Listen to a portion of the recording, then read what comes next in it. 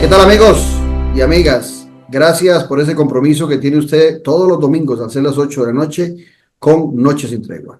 Ya son más de 13 años en que usted ha estado acompañándonos, siempre interesado en el acontecer nacional e internacional. El día de hoy he invitado a dos ilustres profesionales, a Carlos Manuel Echeverría, quien fuera viceministro de Planificación en el gobierno de don Rodrigo Carazo, aparte de eso, un académico y un investigador reconocido, también con funciones en embajada a nivel internacional para nuestro país y en otras muchas actividades profesionales. Lo mismo diría de don Alejandro Barahona Kruger, un reconocidísimo investigador, estudioso de la política nacional, quien ha estado también desempeñando diferentes cargos a nivel internacional y por supuesto también en algún momento en el Poder Ejecutivo de nuestro país. A ambos, Carlos Manuel y Alejandro, muchas gracias por esa participación que vamos a tener el día de hoy aquí en Noches sin Tregua. Alejandro. Encantado de estar, Claudio, contigo, por supuesto, con mi muy viejo conocido y amigo Carlos Manuel Echeverría y por supuesto reencontrándome con tu audiencia y tratando de aportar algunas luces que nos ayuden a profundizar y a encontrarnos en términos de un diálogo democrático. Carlos Manuel.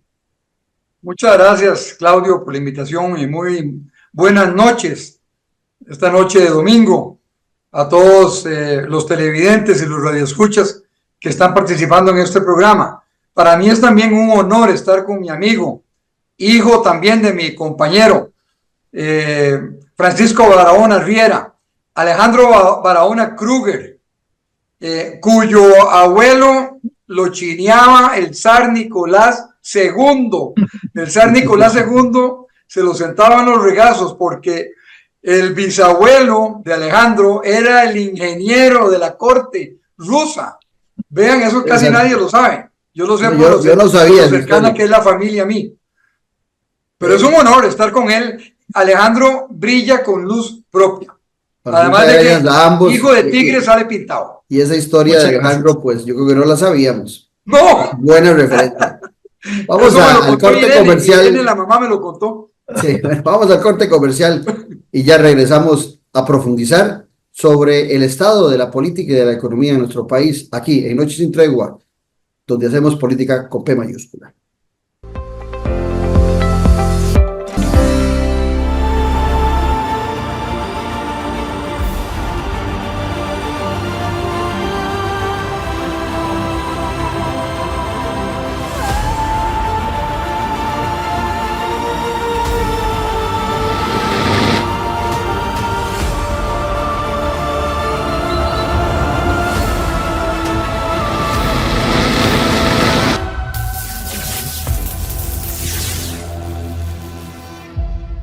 En un mundo donde hoy la conexión con la naturaleza es más importante que nunca, existe un lugar que le invita a desconectarse del ajetreo diario y a reconectarse con su interior.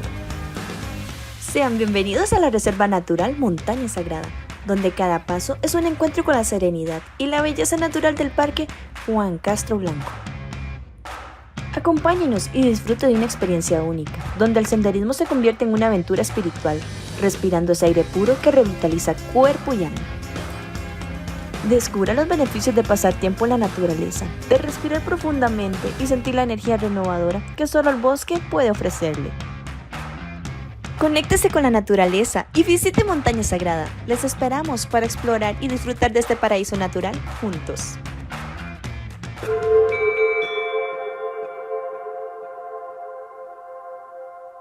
Productos 100% naturales y de producción nacional. Cosmética natural. Suplementos naturales. Alimentación and wellness. Para adquirir nuestros productos ingresa en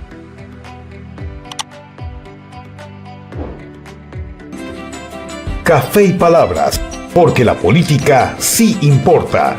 Con el politólogo Claudio Alpizar Otoya, los días lunes, miércoles y viernes a las 10 de la mañana. Sintonícenos en nuestro canal de YouTube, al que puede suscribirse gratuitamente. Un buen ciudadano siempre está informado porque comprende que la política sí importa. Café y Palabras.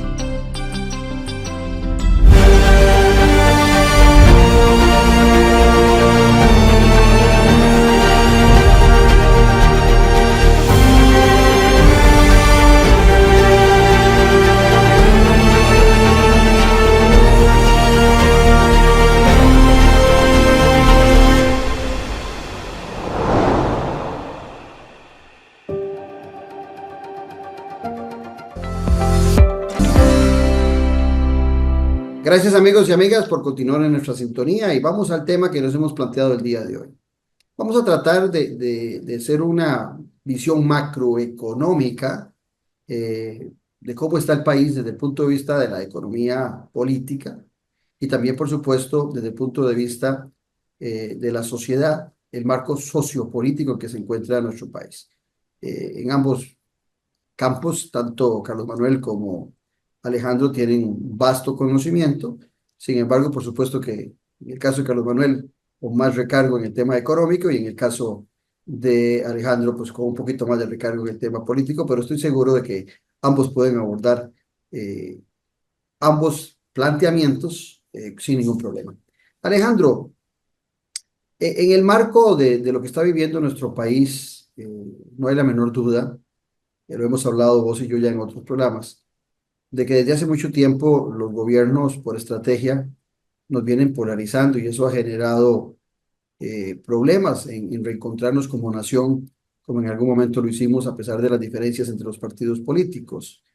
También es cierto que estamos con un presidente, como es el caso del presidente Rodrigo Chávez, que acentúa esa polarización y que sin duda también tiene un discurso muy diferente a lo que hemos acostumbrado ver en los políticos costarricenses. Sin embargo, también es cierto que a pesar de las muchas críticas que se hacen, el presidente sigue teniendo una alta credibilidad en un sector de la población. ¿Cómo analizas ese marco sociopolítico de cara a que este año se nos va y que sin duda el 2025 es prácticamente un año electoral en todo el país? Bueno, excelente pregunta. Vamos a tratar de ver cómo la concretamos. Lo primero que yo cambiaría un poco el tema de credibilidad por popularidad o respaldo. ¿Okay? Y esto lo digo porque ciertamente el presidente y algunos de los miembros de su gabinete lo que han es expresado desde la campaña, pero no lo han dejado hacer a la fecha, en realidad un sentir que básicamente tendríamos que plantearlo en una desilusión, en un descontento, ¿verdad?, que se traduce en las circunstancias actuales. Y no es para menos después de la profunda crisis del COVID-19, que no solo afectó a Costa Rica, pero que ciertamente es uno de los referentes para poder entender que la peor crisis económica desde principios de siglo en términos de indicadores económicos, sociales, y yo le agregaría políticos. ¿Por qué políticos? Porque implicado en términos de tomar una decisión o una serie de decisiones para lograr empatizar con una parte del pueblo costarricense que ya se le agotó el tiempo para esperar que haya una respuesta en general de las instituciones públicas. Yo no solamente reduciría el Ejecutivo, yo ampliaría también al Legislativo, al propio Judicial, a las empresas públicas, en el cual ya el ciudadano no espera que le digan, mire, estamos trabajando y esperamos que en 4, 5, 10 años. La gente necesita esas respuestas ya. Y el discurso del presidente y de algunos de los miembros de su gabinete, yo diría que son los menos en términos de las características que ellos tienen, ha sido representar un poco ese sentir, pero, y aquí planteo una bifurcación.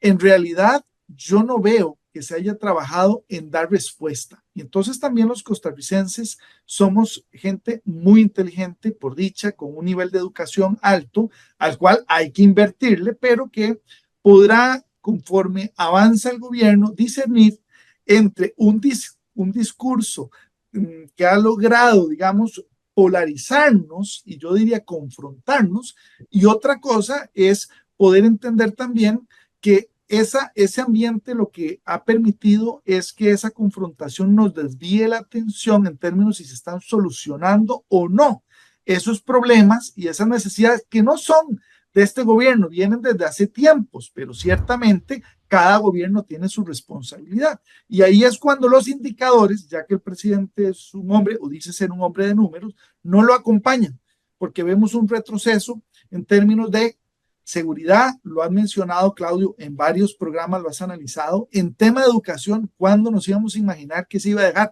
fuera del presupuesto del Ministerio de Educación Pública el pago de salarios de nuestros educadores? o por ejemplo también el tema de cultura, el tema de vivienda, el tema de infraestructura, que para el próximo año también se le reduce un significativo presupuesto, pese a que en este momento se están inaugurando obras. Entonces, para ir cerrando, creo que aquí tenemos que entender que hay una utilización política también de ese descontento para generar una crispación y un desvío de la atención sobre los pocos avances que realmente, o inclusive en algunos casos retrocesos, que estamos evidenciando en el contexto actual en términos de las necesidades de los costarricenses. En ese marco que nos acaba de dejar Alejandro, de la poca inversión social, se ha tomado la decisión, Carlos Manuel, en este gobierno, pero también viene desde la reforma fiscal que se hizo en el 2018, de sacrificar mucho la inversión social.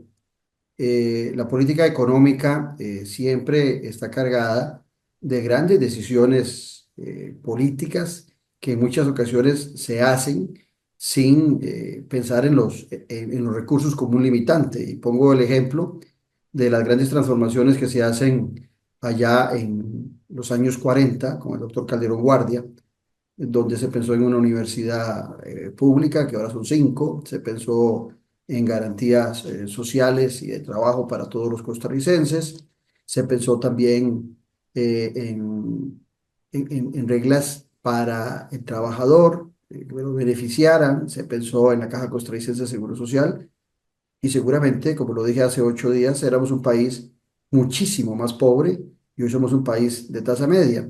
Esa inversión social que reclama Alejandro muy acertadamente, no hay la menor duda que viene por una disposición de la economía, de buscar afinar los números de nuestra economía.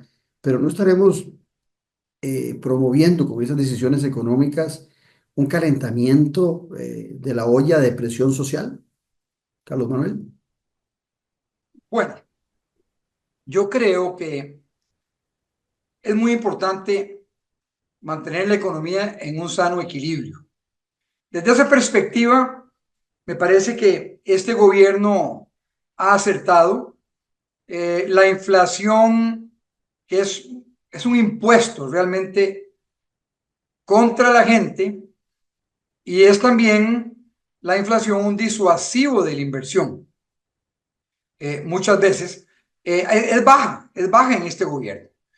Eso ha sido bueno hasta cierto punto. Yo creo que el gobierno, y ahí el presidente refleja mucho su proveniencia del Banco Mundial. El Banco Mundial y el Fondo Monetario, ambos, priorizan mucho la estabilidad económica y que no haya disparadores que vayan a arriesgar esa meta de inflación. Yo sí pienso, a pesar de que respaldo totalmente la regla fiscal, que obviamente debe tener sus excepciones. Por ejemplo, Claudio, no puedes hacer que la regla fiscal te perjudique totalmente el funcionamiento del cuerpo de bomberos, por ejemplo. Porque tenemos que tener un cuerpo de bomberos que funcione. Lo mismo, servicios de salud son claves para la comunidad. El tema de seguridad nacional que hablaba ahora Alejandro. Perdón. El tema de seguridad nacional que hablaba Alejandro. Claro, la seguridad, el concepto de seguridad integral. La seguridad ya no se puede ver como solamente la seguridad en el sentido de que no le metan a uno un batazo en la calle o que no se le metan a robarse a la casa. La seguridad tiene que verse, bueno, nuestra Constitución habla de que es un deber del Estado que cada costarricense tenga empleo. No es que el Estado tenga que dar empleo, pero el Estado tiene que crear un clima propicio en una economía mixta como la nuestra para que las personas puedan encontrar empleo, estar ocupadas o emprender y poder crear nueva riqueza. Yo lo que creo es que se les ha ido la mano. Por ejemplo, eso de tener inflación negativa, tal vez a algunos les guste mucho, pero tener inflación negativa inclusive es un error desde el punto de vista económico, porque a los inversionistas no les gusta la inflación negativa. Cuando hay un poco de inflación, cuando hay algo de inflación, el inversionista se siente estimulado porque la recuperación de la inversión se le hace más rápido, por lo menos en libros. Y entonces eso estimula la inversión. me ha gustado que he visto que la meta, creo que para el año entrante va a estar entre 2 y 4% de inflación. Bueno, eso es bueno, claro, siempre y cuando logremos reducir el déficit fiscal a menos de 60% para que puedan venir los estímulos salariales necesarios, especialmente en el sector público, que hagan posible que la gente recupere un poco de su poder adquisitivo. Ahora, aquí se trata también de que la economía sea productiva. El ser productivo no es solamente una tarea de los productores directamente. El ser productivo implica un gobierno que contribuya a esa producción, un gobierno que sea también productivo y competitivo. Ser productivo implica obras de infraestructura que funcionen bien. Yo siento que en este gobierno y posiblemente en los anteriores cercanos, la planificación y el rol del Sistema Nacional de Planificación, establecido por la Ley 5525 de 1974 y sus modificaciones, no está siendo utilizado como debe estar siendo utilizado.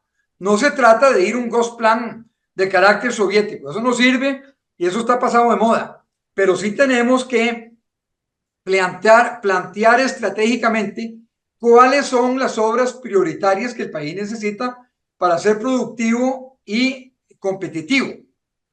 Ahora, desde el punto de vista político, a mí me parece que el presidente ha equivocado el camino. Eso de estar confrontando a todo el mundo, diciéndole idiotas a los diputados, bueno, confrontándote a vos, por ejemplo, lo cual, Claudio, de alguna forma u otra, yo sé que a vos no te amedrenta, porque te conozco de toda la vida, no te amedrenta, pero hay periodistas que se asustan de que van a perder su cargo, su puesto o algo. Entonces, ese amedrentamiento constante, esa pelea constante con el Congreso, no es bueno. Yo me acuerdo, a mí me tocó una época muy difícil, la época de don Rodrigo Carazo, la época de la tormenta perfecta, un gobierno sin apoyo político, porque no tenía diputados prácticamente, la crisis del café, de los precios del café, que era el 50% de las exportaciones, ahora es 7%, y se exporta ya muy diversificado, con mucho valor agregado. La crisis del petróleo que se fue para arriba, el mercado común centroamericano, que hoy yo creo que tiene un valor como de 20,000 millones de dólares, si no me equivoco, y en ese momento llegó a 400 millones de dólares. Claro, los precios han variado, no es lo mismo. 400 millones de dólares en ese tiempo viene a ser como 2,000 millones de dólares de hoy en día, pero de todas formas. Pero don Rodrigo Carazo, un hombre muy fino, en primer lugar, y además de eso un hombre peleonero, muy peleón por sus cosas, pero él tendía puentes, él hablaba, él le mandó 21 cartas al Congreso para que devaluara, y al final terminó devaluando, cuando ya mucha gente se había hecho rica en base a cambiar los dólares que recibían por colones en el mercado negro. Pero yo creo que el presidente ya le queda 1 año y medio, y en realidad le queda 1 año, porque después de las elecciones el presidente pasa a ser lo que en Estados Unidos llaman pato cojo, el lame duck, ¿verdad? Ya el presidente que ganó empieza a gobernar, o la presidente que ganó empieza a gobernar, si se quiere. Hay que tomarlo en cuenta. Y la gente empieza a ver a esa persona como su presidente. Bueno, le queda 1 año para rectificar y para buscar grandes arreglos. En eso que está diciendo Carlos Manuel, Alejandro, vuelvo a una referencia que hacía anteriormente. Ciertamente el estilo del presidente no ayuda a buscar esos acuerdos, esas conciliaciones en diferentes áreas. Y también cuando uno revisa el tema de inversión social, el tema de infraestructura, el tema agrícola, donde el agricultor ha perdido 70,000 personas, se han alejado de la agricultura, que es tan importante en el desarrollo de las zonas rurales y costeras. Y si pudiéramos seguir, encontraremos muchos defectos que no están promoviendo acciones concretas que uno pueda alabar de la gestión del presidente. Sin embargo, sigue el presidente teniendo un apoyo de un 50-55%, dependiendo de la casa encuestadora que haga la medición. Da la impresión de que hay un alejamiento del ciudadano de las acciones concretas que siempre se reclaman para el ejercicio de la función pública, pero inteligentemente el Poder Ejecutivo también ha logrado hacer un clic con la molestia ciudadana y más que darles resultados en acciones, lo que les da es show, o lo que les da es un espacio donde el presidente y muchos de sus allegados lo aprovechan de mostrar disgusto con lo que ha acontecido antes de la llegada de Rodrigo Chávez a la presidencia de la República. Ahí encuentra uno, Alejandro, como que no coincide mucho el resultado del gobierno, la mejoría en las acciones para la ciudadanía, con la popularidad que tiene a la fecha el presidente. Bueno, yo planteaba un poco el tema de separar esa credibilidad por representatividad. Creo que ahí hay un elemento también importante, y es que esa retórica, y digo retórica porque no está acompañada de números. Y aquí no solo los papelitos hablan, Claudio, los números expresan prioridades políticas. Y aquí es donde creo que lo que vende es una impresión de que esa representatividad está procurando esos objetivos, cuando la prioridad, Carlos Manuel acaba de mencionarlo, en realidad es la agenda económica, que es lo que sabe hacer el presidente en sus 3 décadas fuera del país en organismos financieros internacionales. Y en ese cálculo de bajar el 60%, yo tengo 2 dudas que a mí me gustaría de una vez ahí dejárselas a Carlos Manuel para que las desarrolle. Uno es realmente el efecto del tipo de cambio en términos de esos números y de esa, digamos, de esa balanza en las finanzas públicas. Y la otra es si estará administrando esa disminución del 60% ya para el último año de gobierno, cuando se lo entregue al próximo gobierno, y no tener que lidiar actualmente con los sindicatos y los movimientos sociales en términos de las inversiones, que ciertamente no solo están disminuyendo. Aquí el tema, Claudio, y regreso a esto, es qué tanto eso le va a generar o qué condiciones va a generar al próximo gobierno cuando nuevamente nos confrontemos todos como costarricenses, independientemente del bando, con la realidad de que no estamos mejor desde el punto de vista ciudadano, Carlos Manuel. Otra cosa son las finanzas públicas, sino desde la realidad del ciudadano con necesidades que se postergaron en materia de educación, infraestructura, seguridad. ¿Y cuánto nos va a costar más? No es simplemente recuperar el presupuesto en seguridad. ¿Cuánto esfuerzo va a implicar que podamos recuperar condiciones, vamos a decir, que estén en la normalidad histórica de Costa Rica? Ni siquiera estoy hablando de que realmente nos convertamos en esos indicadores que ahora están en rojo, en el país más desarrollado o más seguro al menos de la región. Yo creo que aquí tenemos que lograr los costarricenses contrastar, y no solamente contrastar, digamos, en un empate negativo, un empate hacia lo negativo de otras administraciones. Es que todas las administraciones y todo, porque ese empate lo que nos plantea es un poco el estancarnos como país. Y mientras eso sucede, otros países avanzan. El resto de los países están compitiendo con Costa Rica y no están, digamos, en una lógica de esperar a que Costa Rica se reacomode están siguiendo sus propias agendas. Y aquí es donde a mí me preocupa que Costa Rica, que requiere de esas condiciones para atraer inversión, entendiendo que la economía costarricense son 2 alas, 2 motores. La de la economía local, que todos la conocemos, el emprendedor, el pulseador, etcétera, el trabajador, pero también viene la otra ala, que es la atracción de inversión en zonas de perfeccionamiento activo o zonas francas. Entonces, para esa otra ala, yo no diría que exclusivamente, las condiciones del país es lo que atrae. No somos un país barato, pero somos un país con educación, con salud, con seguridad. Entonces, con algunos de los que nos están oyendo se lo puede plantear ahora como un interrogante. Ojo, si no lo tenemos, esa inversión va a fijarse más en nuestros competidores que van a salir diciendo, bueno, somos un país más seguro, o nuestras finanzas están más ordenadas, o la conflictividad interna es menor. Entonces, ahí es donde a mí me preocupa con otra variable importante que, Claudio, no es la primera vez que planteo en tu programa, pero que me parece importante insistir. Costa Rica está neutralizando sus fuerzas. Mientras unos empujan en una dirección, vamos a decir, la que ustedes escojan, otros están apuntando en la otra. Entonces el país no se mueve, se queda donde está y el país tiene que avanzar. Entonces, el diálogo, la negociación, el acuerdo, simplemente es para ordenar que tengamos un común acuerdo de hacia dónde tenemos que empujar para que el país avance. Que pueden haber diferencias ideológicas, partidarias, lo que ustedes quieran, pero estaremos de acuerdo cuáles son las rutas en donde el país debe y tiene que avanzar. Y ahí es donde a mí me preocupa que no solamente no hay esos espacios de diálogo, sino que más bien se ha confrontado, se ha generado un clima de confrontación con cualquier sector que no tenga un común denominador, por ejemplo, con el gobierno, y eso nos hace un profundo daño. En esto que está planteando Alejandro, Carlos Manuel, sí, recuerdo cuando Alejandro hacía la referencia de lo que puede representar los números macroeconómicos relacionados con la situación particular de las personas, que puede haber un distanciamiento, no necesariamente la macroeconomía tiene que coincidir positivamente con la microeconomía de cada familia.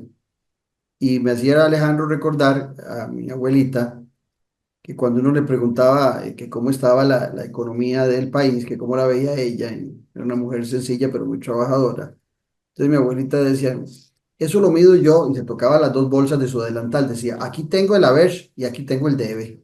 Entonces era una forma muy sencilla, que es lo que está planteando Alejandro ahora, para definir si apoyaba o no apoyaba las decisiones económicas, porque la macroeconomía perfectamente nos puede decir que organismos internacionales, Fondo Monetario, Banco Mundial o calificadoras a nivel mundial pueden decir que andamos muy bien. Inclusive por ahí hubo una revista bien irresponsable que hablaba de una economía jaguar para definir a Costa Rica. Pero en las particularidades de cada persona es donde se van a tomar las decisiones en las próximas elecciones en un año 2026. Pero a mí me sigue llamando la atención y vuelvo a repetir que a pesar de que la gente la sigue pasando muy difícil, muy complicado, el desempleo disminuye según los datos que empiezan a salir porque disminuye la base sobre la que se calcula. Hay mucha gente que se ha retirado, sobre todo mujeres y jóvenes que ya se cansaron de buscar trabajo y por supuesto que entonces al disminuirse la base de los que andan buscando trabajo, pues el desempleo nos engaña y nos dice que ha disminuido. Pero si tomáramos toda la población activa, los que tienen mayores de 15 años, seguramente nos asustaríamos de ver el nivel de desempleo que hay. Entonces, ahí es donde la macroeconomía nos puede engañar. Y Alejandro hacía dos referencias también para vos, que era el tema del dólar. El dólar beneficia al que tiene créditos en dólares, al que tiene un carro o una casa en dólares. Eso no es la población más humilde o la población de clase media hacia abajo que tiene esas posibilidades de que le hayan disminuido sus créditos o sus costos en dólares. Inclusive cuesta ver una disminución hasta en el mismo arroz que es importado a pesar de que ha bajado el dólar. Y lo otro que decía Alejandro también me parece que es muy acertado para oír tu posición.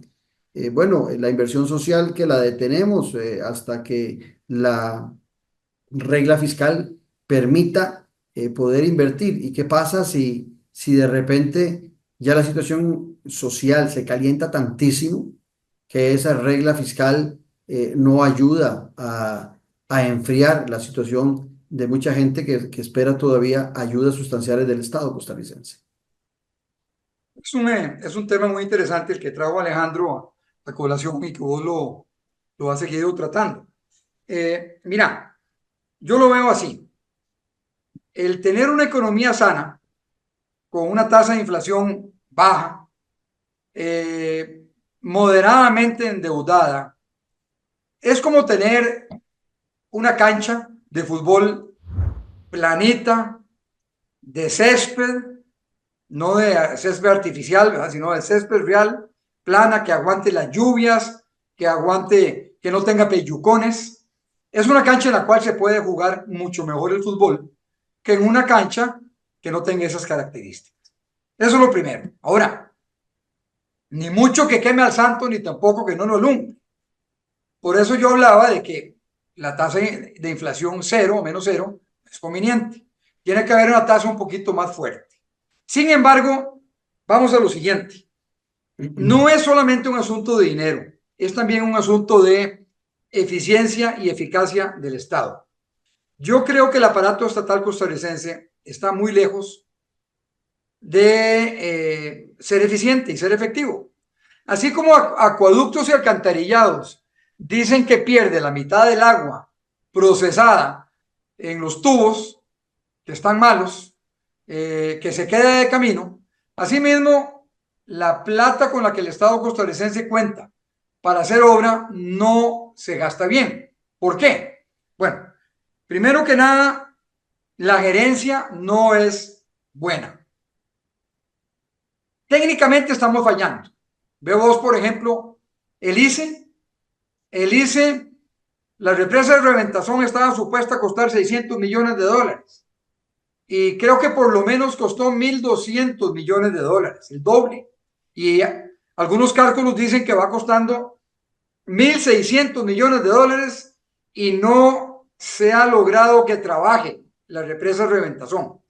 Eso también sucede, por ejemplo, en la represa de Pirriz, una represa lindísima, por cierto, no sé si la conocen, allá en Los Santos, también salió carísima. O sea, las instituciones del Estado, y no solo es el ICE, lo que pasa es que el ICE es muy visible, no tienen buena gerencia. Luego, no se aplica la ley, creo que la ley 6227, Ley General de la Administración Pública, que es la que determina que hay ministros, rectores sectoriales que funcionan muy de cerca del presidente, como funcionan los ministros, pero que tienen una capacidad de directriz de política muy clara con las entidades de su sector. Entonces, al no tener eso, no hay eficiencia, hay duplicaciones. Todo eso cuesta plata. Todo eso hace que los servicios sean de menor calidad. Además, si le agregamos a eso el componente de la corrupción que hay en el Estado. Yo fui, por ejemplo, he sido una víctima del Banco de Costa Rica, del propio Banco de Costa Rica con el fondo inmóvil, los fondos inmobiliarios que maneja SUSAFI. Soy de parte como de 1.000 inversionistas directos y de varias de los fondos de pensiones que tienen plata invertida ahí. Y si a eso le sumamos la corrupción que se encuentra en otros sectores, bueno, ahí están investigando lo de la caja. Vamos a ver qué sucede ahí. Pero en fin, hay una serie de problemas por todo lado que se dan en gran parte porque al ser la justicia impronta y no cumplida, entonces el que quiere robar en una institución pública dice, mira, yo tengo 60 años, esa carajada va a durar 20 años en resolverse, robemos, no nos va a pasar nada durante 20 años. Entonces, todo eso cuesta plata, todo eso genera ineficiencia, todo eso baja la moral. Una asamblea legislativa que no es de la calidad de que debería ser. Yo soy de los que insisten, y ya Alejandro lo mencionó, que la educación no es la adecuada, eso lo sabemos, y se habla mucho que la educación no es adecuada, y una de las cosas que está fallando es la educación ciudadana. Yo creo, lamentablemente, que el ciudadano no está preparado para ejercer su ciudadanía completamente, para participar en la gestión pública adecuadamente. ¿Qué es lo que hace el presidente? Bueno, el presidente sabe, que alguien se lo ha dicho, que el tico, el costarricense, tiene un problema pasivo-agresivo. Hay mucha gente en este país que es pasivo-agresivo, pero a la primera oportunidad que tengan de ser agresivo lo van a hacer. A esa gente le encanta la agresividad y el presidente eso es lo que explota. Esa es la gente que está alrededor del presidente y que le da popularidad. Bueno, vamos a ver qué pasa de aquí a la elección. Si la oposición logra sacar un buen candidato, un liderazgo fuerte, una persona con un liderazgo fuerte, no improvisada, yo creo que esa popularidad se le puede venir abajo, más que el gobierno, como bien decía Alejandro, no está cumpliendo con lo que prometió y le ofreció. En eso que dice Carlos Manuel, Alejandro, la popularidad es del presidente, pero desgraciadamente esa popularidad del presidente no se la puede heredar a un partido político. Voy a poner el ejemplo. El gobierno de Óscar Arias en el 2010 termina con muy alta popularidad y se lo hereda a Liberación Nacional y a Laura Chinchilla. Laura Chinchilla gana las elecciones con suma facilidad, con una votación muy alta en primera ronda y ni en aquel momento Otón Solís, y creo que el tercero fue Otto Guevara, si mal no recuerdo, estuvieron muy, muy distantes de la votación de Laura Chinchilla. Pero estamos ante un fenómeno diferente. Es un presidente sin partido, que rompe con el partido desde los primeros días, con el partido que le sirvió de taxi para llegar al poder. En campaña electoral quisieron buscar, de la campaña electoral municipal, quisieron buscar un partido político para definirlo como el partido chavista, no lo lograron hacer. Entonces la pregunta viene por acá, Alejandro, vos como analista político, ¿qué posibilidades tiene el presidente, digamos que se mantuviera en una popularidad de un 50%? ¿Qué posibilidades existe de que pueda heredar esa popularidad a una figura que hoy por hoy no se vislumbra, un partido político que a la fecha no se vislumbra y que si existe lógica en la política, también de alguna manera sin acciones, esa popularidad del presidente se pudiera ver minada de aquí a mitad del próximo año en plena elección del próximo presidente de la República? Bueno, creo que esa respuesta pasa por tres variables para poderla analizar. La primera es si continúa la polarización, ¿verdad? Y creo que esa polarización va a hacer que principalmente aquellos que están a favor del presidente sientan un poco en esa retórica que tienen que comprometerse con aquella persona o partido que el presidente un poco pueda tratar de heredar. Pero Costa Rica ha evolucionado en los últimos 20 años de un esquema de partido político a un esquema de liderazgo en términos de persona. Entonces, ese elemento lleva a no solamente la voluntad del presidente, sino vislumbrar las características de liderazgo de esa persona, sea hombre o mujer, independientemente de cuál partido. La segunda es qué va a ser la oposición. Estamos claros que es una oposición amplia, o sea, está distribuida en varios partidos políticos. Entonces, eso, digamos, atomiza la oposición en diferentes alternativas. Y la tercera es, más allá de esa atomización del liderazgo, sabremos que pasaremos a una segunda ronda, es probable, porque así ha sido en las últimas elecciones. Ese es el comportamiento electoral también en el que el costarricense ya no se identifica con partidos más, ya no dice por quién va a votar antes de las elecciones, pero donde quiero llegar es el tema de los liderazgos o la calidad de los liderazgos que los partidos de oposición logren identificar. Porque si efectivamente siguen buscando en esa vieja receta de buscar a los que simplemente están dentro del partido hace 20 años, se han ido cambiando de un puesto a otro, pero que no generan empatía, confianza ni capacidad de conducción política, ese partido está, digamos, para quedarse a la banca. De ahí no va a pasar.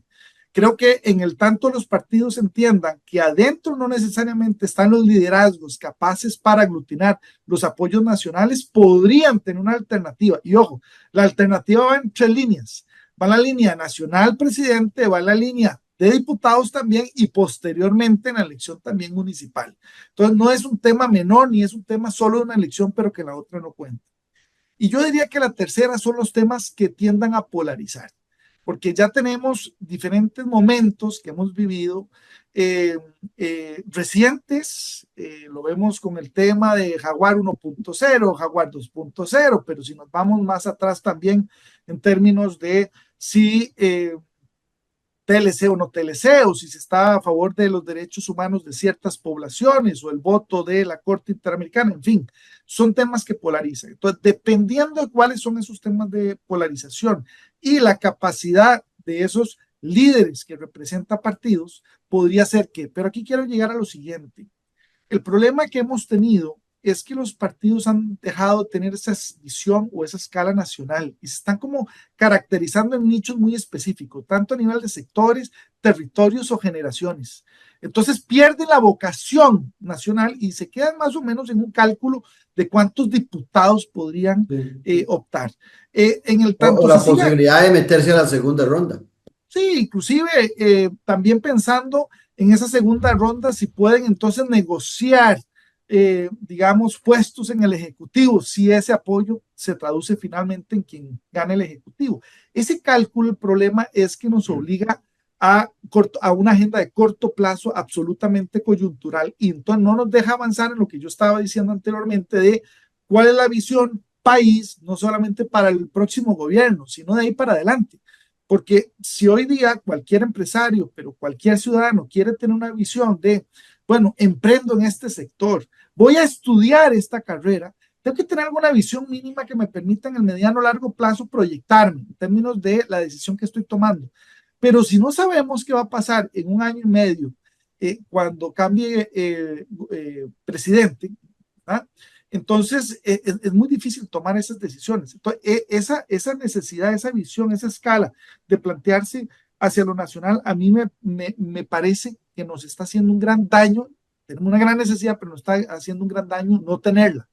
Y aquí déjenme sumar un elemento también que a mí me Perdón, parece... ¿puedes repetir, Alejandro, lo último que dijiste?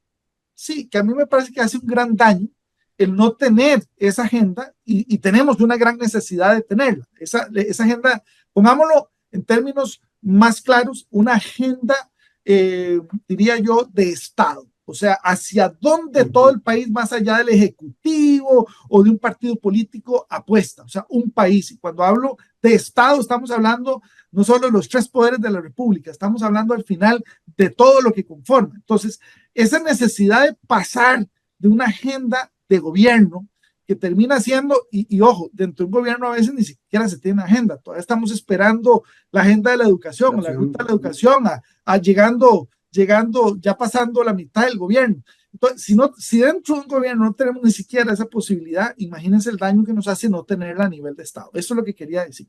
Ahora, ¿Me permitís agregar algo al respecto? Sí, claro, por favor. Adelante, Carlos. Gracias. Mira, hablas de agenda. Totalmente de acuerdo, pero esa agenda no puede ser mágica. Esa agenda, y ahí volvemos otra vez a lo que yo hablaba hace un ratito, la ley 5525 de planificación nacional. Para sacar una agenda, vos necesitas una agenda política, vos necesitas que tenga un sustento técnico. Ese sustento técnico viene de la operación de un sistema nacional de planificación que se apoye en la ley 5525, que se apoye en la ley 10096 de los consejos de desarrollo regional, muy importante, hablando de la participación, y que se apoye obviamente en la ley 5525. De ahí es donde un gobierno X puede hacer un planteamiento nacional para tener una agenda. Hay una decisión que no sé si la van a tomar bien en el Congreso. Bueno, ¿abrimos el mercado eléctrico o no? Yo creo, Claudio, ese es otro programa, y a mí me gustaría ir a un programa de esos con Sofía Guillén, porque ella tiene una actitud, una posición totalmente distinta a la que yo tengo. Yo creo que el país tiene que abrirse.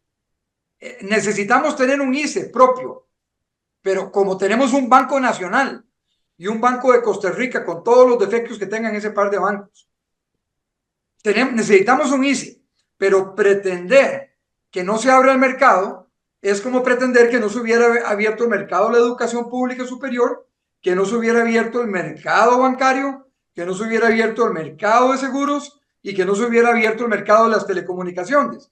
¿Dónde estaríamos hoy en día? Y te agrego el de, esas son cosas que hay que arreglar. Carlos, te agrego el de salud también. Bueno, también, exactamente. Esas son cosas que hay que arreglarlo. Yo creo que un país con buena dirección política puede abrirse sin temores. Ahora, Carlos, entonces ahí es donde la parte técnica tiene que ir, donde la política tiene que apoyarse en la parte técnica.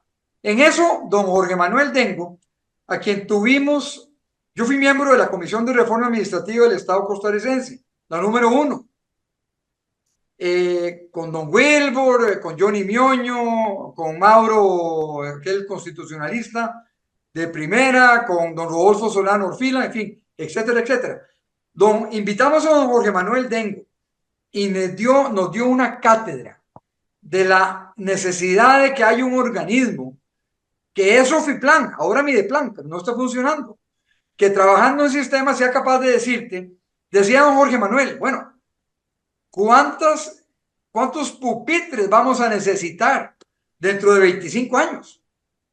Eso requiere analizar la población, eso requiere analizar muchas cosas para poder llegar a determinar cuáles son las grandes necesidades de un país y ahí desarrollar una agenda nacional. Carlos, Pues ahí te das cuenta, pero en eso Alejandro, que estás diciendo, estoy de perdón, acuerdo. nada más para terminar. Ahí te das cuenta, Alejandro y Claudio, de que el ICE, por ejemplo, ya no tiene la capacidad de endeudamiento, ni tiene la capacidad técnica para afrontar lo que viene. Semiconductores, transporte eléctrico masivo, exportación de energía, ojalá. Ya no la tiene. Hablabas vos del Ministerio de Planificación y no hay la menor duda de que hace muchos años está subutilizado. Inclusive en las dos últimas administraciones, en la presente y en la anterior, lo han tenido haciendo una ley de empleo público y tratando de gestionarla, que es bastante mala la ley, por cierto, y ya en muchos sectores han pegado el brinco, ¿verdad? De lo mal diseñada que está. Inclusive quienes ingresan al sistema entran ganando más que los que ya tienen años de conocimiento y experiencia. Desde ahí, no solamente criticamos la ley, sino que también de quienes han pasado por el Ministerio de Planificación, que ha perdido toda vigencia. Pero viene por acá la pregunta para vos, Carlos Manuel. Vos fuiste viceministro de Planificación en una época en que el gobierno de Rodrigo Carazo, que el bipartidismo era liberación contra la oposición, sin nombre la oposición, con diferentes nombres de partidos, se enfrentaban a Liberación Nacional. Después del gobierno de Rodrigo Carazo se conforma el bipartidismo, digamos, más formal, Liberación contra el Partido Unidad Social Cristiana. Ahí se le da más formalidad a la oposición que se aglutine. Habían estructuras y había planteamientos que ambos partidos coincidían. Habían diferencias en la ejecución cuando llegaban al gobierno. Uno, como Liberación, le apostaba más a la inversión social, la unidad le apostaba más a la inversión privada, a la extranjera que viniera al país y también a más control sobre los recursos que se invertían en lo público. Pero al final de cuentas tenían una matriz que los dirigía, pensando en lo que decía Alejandro ahora, de la importancia que tiene el ponerse de acuerdo y el tener claro una agenda nacional. Y ahí había una agenda nacional en que los dos partidos coincidían. Sin embargo, también es cierto que pasados los 80, pasados los 90, casi que a mediados de los 90, la agenda entre la unidad y liberación se empezó a cuestionar en muchos sectores porque ya era una agenda donde la coincidencia de los dos partidos era prácticamente total. Los dos con una visión muy, muy neoliberal, con una visión que había abandonado lo social. Esa agenda empezó a generarle muchos resquemores a ambos partidos, golpeó el bipartidismo, apareció el Partido de Acción Ciudadana rompiendo tanto en lo legislativo como en lo ejecutivo el bipartidismo, pero al final de cuentas tampoco Acción Ciudadana mostró mucho lo que decía ser al momento de su nacimiento, siguió un poco parecido.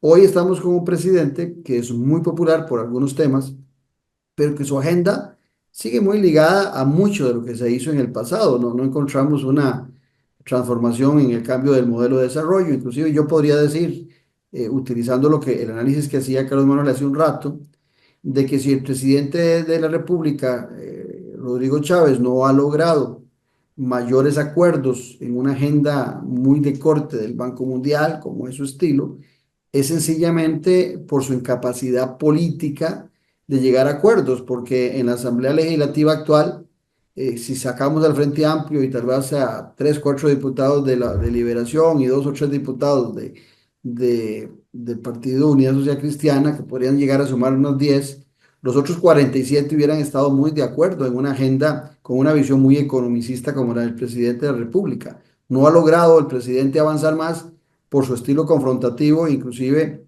en ocasiones él rompe prácticamente acuerdos que desde el punto de vista ideológico parece que ya van, que caminan, pero el presidente sale con una barra basada de repente y arruina esas negociaciones. ¿Cómo analizas, y quiero ir a Alejandro también en este planteamiento, cómo analizas, Carlos Manuel, aquella época en que vos fuiste ministro, cuando apenas se hacía la formalidad del bipartidismo, cuando se iba a crear la Unidad Social Cristiana, con lo que estamos viendo hoy en este multipartidismo? Bueno, has tocado un punto muy importante y yo me voy a ir a lo que yo considero que es, como decimos en costarricense coloquial, la raíz del cacho. Mi idea es que los partidos, especialmente los tradicionales, que son los que hacen a un sistema político funcional, se desdibujaron totalmente desde el punto de vista ideológico. Vos tenés razón, Claudio, en lo que estás diciendo, se hicieron neoliberales los dos. Yo no sé si atraídos por la plata. Fue un milagro que se pudieran salvar muchas instituciones en Costa Rica, porque el Fondo Monetario y el Banco Mundial, y el Fondo Monetario y el Banco Mundial no están diseñados para dialogar ni para el juego político. Ellos están diseñados para que las cosas se hagan como ellos lo dicen. Yo lo sé, primero porque como viceministro de Planificación tuve una experiencia muy delicada en mi oficina, lo hemos hablado, que fue lo que hizo que don Rodrigo Carazo sacara del país al Fondo Monetario. Y hubo rompimiento con el Fondo Monetario y el Banco Mundial. Pero lo que ellos hicieron en mi oficina fue un abuso contra la soberanía nacional. Y segundo, en Washington yo trabajé con el IICA planteando proyectos al Banco Mundial y al BID. Caramba, con el BID se trabajaba muy bien. Con el Banco Mundial era lo que ellos decían. Y allí o bajaba uno el moco, ¿verdad? O se iba uno, o se iba uno. Yo aprendí mucho en esos tiempos, pero a mí me parece que el tema ideológico es fundamental. Vean, a ver, y me gustaría conocer el criterio de Alejandro al respecto, porque Alejandro es politólogo de primera. Desde su abuelo, fundador de la democracia cristiana en Costa Rica, don Luis Barahona Jiménez. Cartago, mucha honra, como este servidor, y como Claudio Pizarro también. El tema es que la ideología no es en estos tiempos para venderla hacia afuera. O sea, uno al electorado, a la ciudadanía, no le puede vender ideología, hay que venderles proyectos. Pero la ideología es lo que le da cohesión a los partidos y es lo que hace que los partidos planteen los proyectos de acuerdo a una filosofía. Socialdemocracia, muy dirigista, pero logra objetivos. Social cristianismo, teóricamente, no sucede en este momento en el Partido de Unidad Social Cristiana ni en un partido en Costa Rica. El poder viene de las bases. El que está arriba simplemente es como un director de orquesta. Pero nosotros, los social cristianos, yo he sido social cristiano, fundador del PUSC. Nosotros, fundador del PUSC como miembro de la democracia cristiana. No estuve en la asamblea que creó el PUSC, claro eso. Pero sí, se tomó un acuerdo en la democracia cristiana fundamental. Nosotros en la democracia cristiana, que éramos 4 gatos, aceptémoslo, teníamos lo que yo considero que es la mejor ideología del mundo, pero teníamos 4 gatos. Entonces, ¿qué hacíamos? ¿Nos quedábamos solos o nos plegábamos a donde estaban ahí los calderonistas y otros grupos? Nos fuimos al PUSC. Bueno, pero habían diferencias de hacer las cosas y yo creo que eso se ha perdido. La vez pasada hubo 25 partidos, totalmente pragmáticos, prácticamente. 25 partidos. Había un hombre ahí, un cirujano plástico, que lo único que sabía hablar era de la informática. Y solo eso hablaba. Y uno le hablaba de otra cosa de gobierno, no tenía ni idea. Entonces, yo creo que esos son temas que ese tema de la ideología al interior de los partidos, para crear esprit de corps, espíritu de partidario, espíritu de partido, y para venderle a la gente proyectos reales, sin mentir, que no sean demagogos, es muy importante. Y para terminar, a mí me parece que Costa Rica está dando una vuelta completa. Yo creo que el próximo candidato será el que le ofrezca a la ciudadanía participación en los temas de Estado. Creo que estamos para dar ese salto en la democracia. Si no damos ese salto en la democracia hacia una economía participativa a través de consejos de desarrollo regional, por ejemplo, ley 10096 o 5525, si no damos ese paso, la democracia no solamente se estancará, sino que vendrá para abajo y caeremos en un populismo, que ya estamos ahora en este momento. Alejandro, la misma consulta. Bueno, yo creo que para responderle un momento ahí la referencia que hizo Carlos Manuel, el tema ideológico, aunque algunos crean que ya está desfasado, hoy día tenemos que entenderlo como el mapa de principios y valores que nos permitan también tener una ruta programática. Y esa ruta programática en realidad tiene que ser propia. Por eso es que no debe ser un tema de que da lo mismo un partido del otro, porque cada partido tiene sus principios, valores, pero también debería tener una caracterización de esa ruta programática y por supuesto con Carlos Manuel tiene que ser participativa o al menos validada, ¿okay?, con los diferentes sectores. Pero yo también creo que para traducir eso en términos de gobernabilidad, hay que lograr tener una visión y una visión que impacte la calidad de vida, y eso se mide por los indicadores, no porque yo diga que eso es diferente al gobierno anterior y que si no hubiera sido por no, sino porque efectivamente tengo evidencia para las decisiones políticas hoy día tienen que tener no solamente ese fundamento técnico, tiene que estar totalmente relacionada a la solución de los problemas que viven los costarricenses, más que propiamente la problemática del Estado, porque si no nos volvemos las finanzas públicas, por ejemplo, un poco como la agenda nacional. Y yo entiendo, Carlos Manuel, esa visión, pero en realidad esa agenda nacional por ejemplo, las finanzas públicas, como dice Claudio, no resuelve esa balanza que hacía su familiar en términos de si le alcanza o no le alcanza o a qué puede aspirar también en términos de calidad de vida. Yo quiero también plantear lo siguiente: gobernar en democracia es un reto, ¿verdad?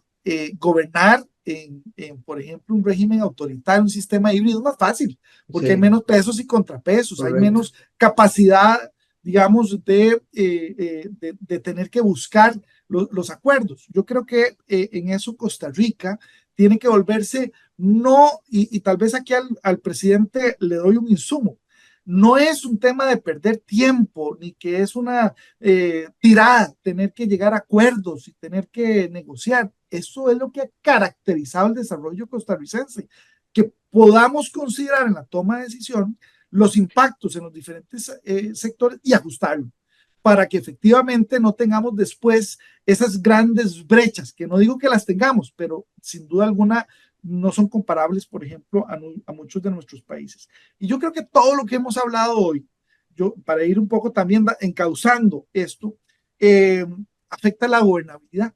Y no solo la gobernabilidad en términos de las tensiones que hemos hablado, por ejemplo, o de ponernos unos contra otros y la capacidad de llegar, de implementar, por un lado llegar a acuerdo y por el otro lado implementar, sino también la tensión a la que está expuesta la gobernanza del país, o sea, las instituciones, las leyes.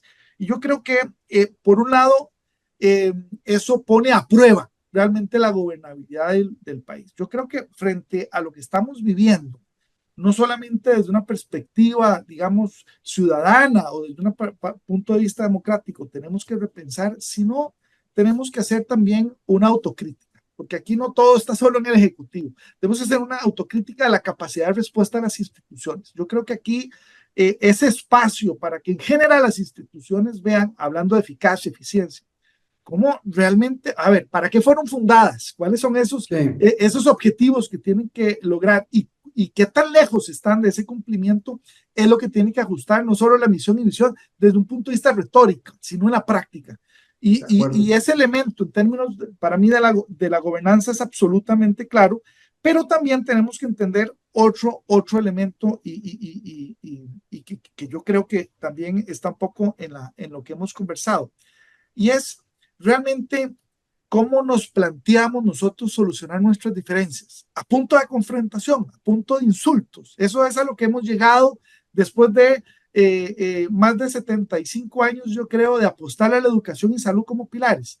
Yo creo que no nos merecemos eso. Yo creo que tenemos que realmente aspirar desde el punto de vista costarricense a ver cuál es la forma, el tono y la metodología para lograr desenredar esos nudos gordianos que sé que nos están asfixiando a todos, porque aquí nadie puede decir que no se ve afectado, pero no puede ser a punta de golpear la mesa, de insultar o inclusive de acosar al adversario, la manera en que construyamos esa gobernabilidad.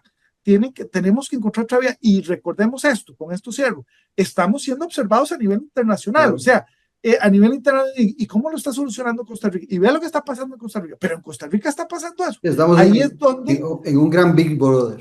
Claro, pero ahí es donde nosotros tenemos que pregonar con el ejemplo, no solo por los otros países, ojo, las generaciones que estamos educando, las generaciones que vienen atrás, les estamos enseñando a que resolver sus conflictos es a través de qué medios. Y eso creo que nos tiene que hacer pensar no solo dentro de nuestros hogares, sino en términos también ciudadanos. Tu cierre, Carlos Manuel, en un minuto.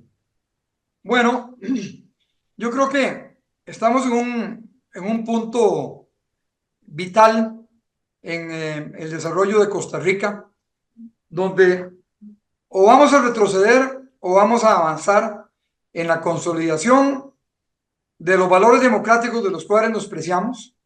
Yo creo que esa democracia tiene que ser cada vez más participativa.